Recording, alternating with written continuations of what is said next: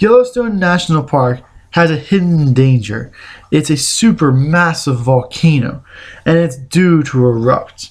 It's actually hidden 8 miles underneath this plains that we see. This plains is actually called a caldera. This caldera will explode and become part of the ash cloud above the volcano. And this ash will rain down all over the United States.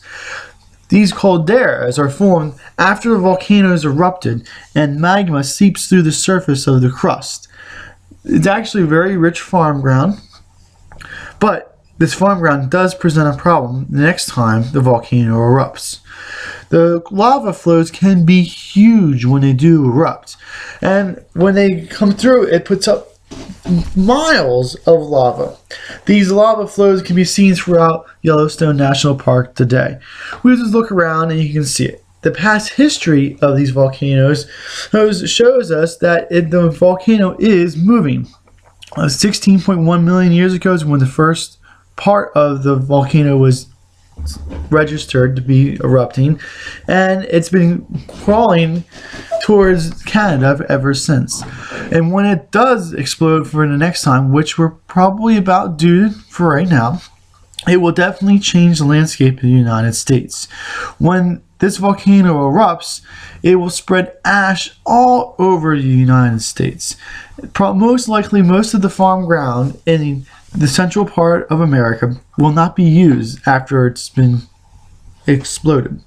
And it won't be used because there'll be feet of ash on it. And when we don't use this farm ground, we won't be able to produce foods and grains for us to consume. The cattle everywhere won't have grass to eat, so we won't have meat to consume. When it does explode, basically, we won't have enough food, and afterwards, we'll go into famine. The whole country may go into famine. The best thing to do is to buy trees and buy some land that you can put these trees on and grow some fruit trees and some bushes for your own consumption. If we're out here on the East Coast or way out on the West Coast, we may be able to farm our own food and we may be able to go through the upcoming famine. I would suggest planting larger trees the closer you are to the eruption zone.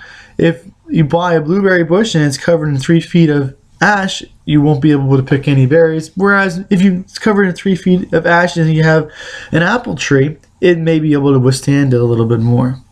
You can buy our trees at Highland Hill Farm. Get started with your disaster plan now.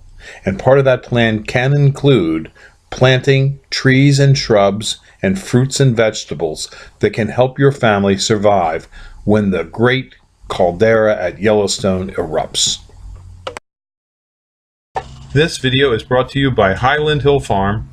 We grow and sell screening and buffering trees for privacy and sound barriers.